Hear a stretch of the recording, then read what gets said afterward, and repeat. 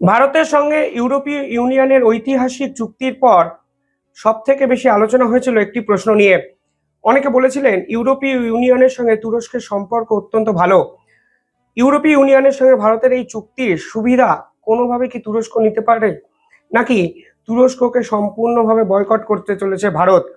তবে সব জল্পনার অবসান ঘটিয়ে কালকে ভারতের পক্ষ থেকে পরিষ্কার ঘোষণা করে দেওয়া হয়েছে যে ইউরোপীয় ইউনিয়নের সঙ্গে ভারতের ফ্রি ট্রেড এগ্রিমেন্টের কোনো সুবিধা তুরস্ক পাবে না। অর্থাৎ ভারতীয় বাজারে তুরস্কের পণ্য ঢোকা কার্যত কিন্তু বন্ধ হয়ে গেল।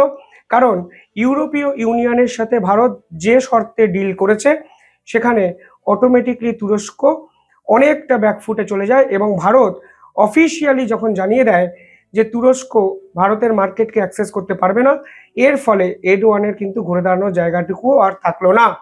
এতে কিন্তু বিশাল মাপের আর্থিক ক্ষতির মুখে পড়তে চলেছে তুরস্ক। কিন্তু কেন হঠাৎ করে এই প্রশ্নটি উঠলো যে ইউরোপীয় ইউনিয়নের সঙ্গে চুক্তির ফায়দা তুরস্ক নিতে চলেছে? আজকে এই ভিডিওতে আমি ডিটেইলিং আলোচনা করব। ভিডিওটি শেষ অবধি দেখবেন এবং চ্যানেলটিকে ভালো লাগলে সাবস্ক্রাইব করে পাশে থাকা বেল আইকনটি ক্লিক করে আমাদের সঙ্গে থাকবেন। প্রথমত, ইউরোপীয় ইউনিয়নের সঙ্গে ভারতবর্ষের যে মেগা এক্সক্লুসিভ হিস্টোরিক ডিল হয়েছে, সেই ডিলে ভারতবর্ষ বিভিন্ন জায়গায় কিন্তু লাভবান হবে। সব থেকে বেশি লাভবান হতে চলেছে টেক্সটাইল ক্ষেত্রে, যেখানে বাংলাদেশের মার্কেট কার্যত শেষ হয়ে যাবে এবং ভারতের মার্কেট অন্তত 6 গুণ বৃদ্ধি পাবে আগামী 5 বছরের মধ্যে। তা কিন্তু দুই দেশ অফিসিয়ালি জানিয়েছে। এবার এই মুহূর্তে তুরস্কের সঙ্গে ইউরোপীয় ইউনিয়নের সম্পর্ক কিন্তু অত্যন্ত ভালো।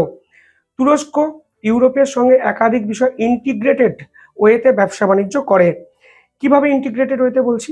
কারণ আপনারা যদি দেখেন 1996 সালের একটি চুক্তি, যার নাম ইউরোপীয় ইউনিয়ন তুরস্ক কাস্টম ইউনিয়ন, সেই চুক্তি অনুযায়ী ইউরোপ এবং তুরস্ক একে অপরের সঙ্গে জিরো ট্যারিফে কিছু ক্ষেত্রে ব্যবসা বাণিজ্য করে এবং এক্ষেত্রে তুরস্ক কিন্তু ইউরোপের সঙ্গে ম্যানুফ্যাকচারিং হাব, লজিস্টিক চেইন সমস্ত কিছু কিন্তু ইন্টিগ্রেটেড করে দিয়েছে। অর্থাৎ ভারতবর্ষে ইউরোপ থেকে যে প্রোডাক্ট আসার কথা হতেই পারে, সেই প্রোডাক্টের মধ্যে তুরস্কের কোনো প্রোডাক্ট ভারতবর্ষের মার্কেটে আসবে। কারণ তুরস্ক এবং ইউরোপীয় ইউনিয়নের 27টি রাষ্ট্র ক্লোজলি জিরো ট্যারিফে ব্যবসা বাণিজ্য করে। ফলে বুঝতেই পারছেন 1996 সালের একটি সম্পর্ক, তার ফায়দা ভারতের সঙ্গে এই চুক্তি করে তুরস্কও কিন্তু নিতে পারে, এইরকম একটা আশঙ্কা তৈরি হয়েছিল। কিন্তু সেক্ষেত্রে কালকে ভারত স্পষ্ট জানিয়েছে যে কোনো অবস্থাতেই তুরস্ক এই ফ্রি ট্রেড এগ্রিমেন্টের সাপ্লাই চেনের সুবিধা নিতে পারবে না। এক্ষেত্রে ভারত রুলস অফ অরিজিনের কথা বলেছে।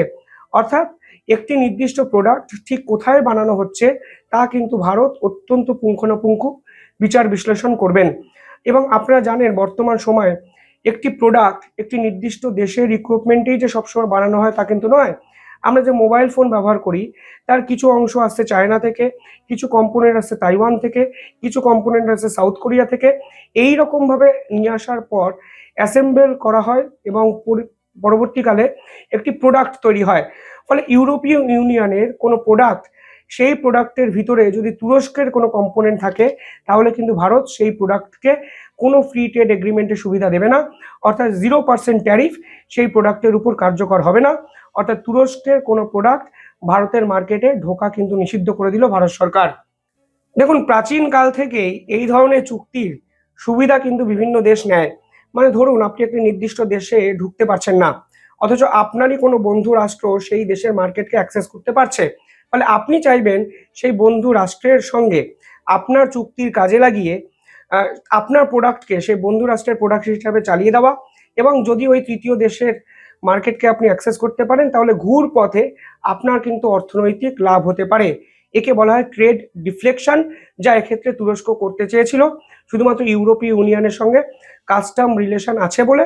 এবং তারা চেয়েছিল ইউরোপীয় ইউনিয়নের মার্কেটে তাদের প্রোডাক্টকে ঢুকিয়ে দিতে এবং ইউরোপীয় ইউনিয়ন যে প্রোডাক্ট ভারতবর্ষে পাঠাবে সেই প্রোডাক্টের ভিতর তুরস্কের কম্পোনেন্ট থাকুক বা না থাকুক কেউ ধরতেই পারবে না, যা ভারত কিন্তু কার্যত বন্ধ করে দিল এই চালাকি। পাশাপাশি তুরস্ক একটা জিনিস বুঝে গেছে যে এই ফ্রি ট্রেড এগ্রিমেন্টের ফলে সব থেকে বেশি বিপদে পড়বে বাংলাদেশ, তারপরে বিপদে পড়বে তুরস্ক। কেন বিপদে পড়বে? কারণ ইউরোপীয় ইউনিয়নের গাড়ির উপর ভারত এতদিন উপর 110% ট্যারিফ চাপাতো, যা ভারত প্রাইমারি 40% নিয়ে আসবে এবং পরবর্তীকালে 10% নিয়ে আসবে। অর্থাৎ ইউরোপীয় ইউনিয়নের যে কোম্পানির গাড়ি তার দাম কিন্তু অনেকটাই কমে যাবে ভারতের মার্কেটে। কিন্তু তুরস্ক যদি আমাদের মার্কেটে কোনো গাড়ি বিক্রি করতে চায়, তাহলে কিন্তু তাকে এই 110% সমতুল্য ট্যারিফই দিতে হবে। অর্থাৎ ভারতে মার্কেটকে যদি অ্যাক্সেস করতে হয় তুরস্কের, তাহলে বেশি দামে জিনিসপত্র বিক্রি করতে হবে। ফলে আপনারা অটোমেটিকলি বুঝতে পারছেন প্রতিযোগিতায় তুরস্ক অনেকটা পিছিয়ে গেল এবং ভারত এই চুক্তির কোনো সুবিধা তুরস্কের সঙ্গে শেয়ার করতে রাজি নয়। ফলে তুরস্কের জন্য ইন্ডিয়ান মার্কেট কার্যত বন্ধ হয়ে গেল। বিশেষজ্ঞরা বলছেন অন্তত 6টা সেক্টরে ম্যাসিভলি ধাক্কা খেতে চলেছে তুরস্ক। একটি হলো স্টিল এবং মেটালে সবচেয়ে বেশি ধাক্কা খাবে। দ্বিতীয়ত বলা হচ্ছে মেশিনারি একাধিক কম্পোনেন্ট যা তুরস্ক থেকে আসতো সেইগুলো কার্যত বন্ধ হয়ে যাবে, কারণ জার্মানি এবং স্পেন বিভিন্ন মেশিনারি প্রোডাক্ট ভারতকে এবার সাপ্লাই করবে। অটোমোবাইলের কম্পোনেন্ট তুরস্ক থেকে আসা কার্যত বন্ধ হয়ে যাবে। টেক্সটাইল ইন্ডাস্ট্রি অটোমেটিকলি বন্ধ হয়ে যাবে। হোয়াইট গুডস অটোমেটিকলি বন্ধ হয়ে যাবে। ফলে তুরস্ক এখন হারে হারে রিয়েলাইজ করছে যে অপারেশন সিন্দুরে জঙ্গি রাষ্ট্র পাকিস্তানকে সাহায্য করে তারা আসলে কি ভুলটি করেছে। শুধুমাত্র পাকিস্তানকে সমর্থন করা নয়, দেখুন এই সমর্থন করাটিও দুভাগে বিভক্ত। প্রথমত আপনি অস্ত্র দিয়ে সমর্থন করলেন, যা তুরস্ক দিনের পর দিন পাকিস্তানকে প্রোভাইড করেছে অপারেশন সিন্দুরের সময়।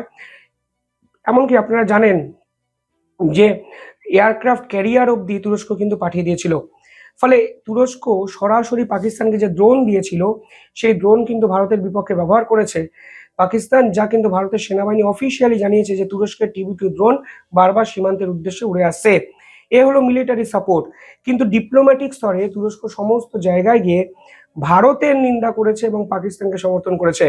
অপারেশন সিন্দুরে ভারত 9টি জঙ্গি ঘাঁটি গুড়িয়ে দেওয়ার পরও এই তুরস্ক বিভিন্ন আন্তর্জাতিক স্তরে গিয়ে বলেছে ভারত নাকি সিভিলিয়ান ইনফ্রাস্ট্রাকচারের উপর আঘাত করেছে। ফলে ভারতের বিপক্ষে যেতে গিয়ে তুরস্ক এমন এক্সট্রিম লেভেলে চলে গেছে যেখান থেকে ফিরে আসার জায়গা কিন্তু তুরস্কের কাছে আর নেই। এবং আপনারা জানেন তুরস্কের যে ট্যুরিজম সেক্টর তা কিন্তু কার্যত ভারতীয়রাই চালাতো। সেই ভারতীয়দের বয়কটের ফলে তুরস্ক কিন্তু কার্যত মুখ থুবড়ে পড়েছে ট্যুরিজম সেক্টরেও। অর্থাৎ ভারত এই তুরস্ককে যেরকম জবাব দেওয়া উচিত তার থেকে কয়েকশো গুণ বেশি জবাব কিন্তু অলরেডি দিয়েছে। আর এবার ফ্রি ট্রেড এগ্রিমেন্ট থেকে তুরস্ককে দূরে সরিয়ে রেখে অন্তত ভারত তুরস্কের অর্থনীতির কফিনে শেষ পেরেকটি পুঁতে দিল, তা কিন্তু বোঝা যাচ্ছে। শুধু পাকিস্তান এপিসোড নয়, তুরস্ককে নিয়ে যদি বর্তমান সময় আলোচনা করি তাহলে আপনাকে বাংলাদেশের সঙ্গে তুরস্কের সম্পর্ককেও আলোচনা কেন্দ্রবিন্দুতে নিয়ে আসতে হবে। তুরস্ক ইসলামিক ন্যাটো তৈরি করতে চেয়েছে, যেই ন্যাটোতে তারা পাকিস্তান এবং বাংলাদেশকে সঙ্গে চেয়েছে এবং বাংলাদেশকে দিনের পর দিন অস্ত্র দিয়ে শক্তিশালী তারা করছে। তাদের লক্ষ্য হলো ভারতকে চাপে রাখা, একদিকে পাকিস্তান অন্যদিকে বাংলাদেশ। অর্থাৎ দক্ষিণ এশিয়ার পলিটিক্সে তুরস্ক ডিসাইডিং ফ্যাক্টর হওয়ার চেষ্টা করছে শুধু ধর্মটাকে কাজে লাগিয়ে। কারণ যে দুটো রাষ্ট্রের উপর তুরস্ক বেট করেছে তারা ইসলাম ধর্মে বিশ্বাসী এবং ইসলামের আফিন তারা এমনভাবে গুলিয়ে খাওয়ানোর চেষ্টা করছে বাংলাদেশের নাগরিককে। তাই এই বাংলাদেশের নাগরিকরাও 1971-এর মুক্তিযুদ্ধের কথা ভেবে ভুলে গিয়ে তুরস্ক এবং পাকিস্তানের সঙ্গে হাত মিলিয়েছে, যা আসলে ভারত বিরোধিতা এবং ভারতকে হুমকি হুঁশিয়ারি দিয়ে তারা নিজেদেরকে স্যাটিসফ্যাকশন জায়গায় নিয়ে যাওয়ার চেষ্টা করছে। ফলে এই তুরস্ক কি করতে চাইছে তা আজকে আন্তর্জাতিক স্তর জানে, আর জানে বলেই ভারতের জন্য এই ধরনের সিদ্ধান্ত নেওয়া অনেকটা সহজ হয়েছে। এবং ভারত কিন্তু প্রকান্তরে বুঝিয়ে দিল যে যারা ভারতকে ছুরি মারবে তারা কোনোদিন আর ভারতের কাছে আসার জন্য চেষ্টাটি না করে। যাই হোক, আপনারা কিভাবে দেখছেন পুরো বিষয়টি কমেন্টে জানাবেন। দেখতে থাকুন দ্য ইন্ডিপেন্ডেন্ট বেঙ্গল। ধন্যবাদ।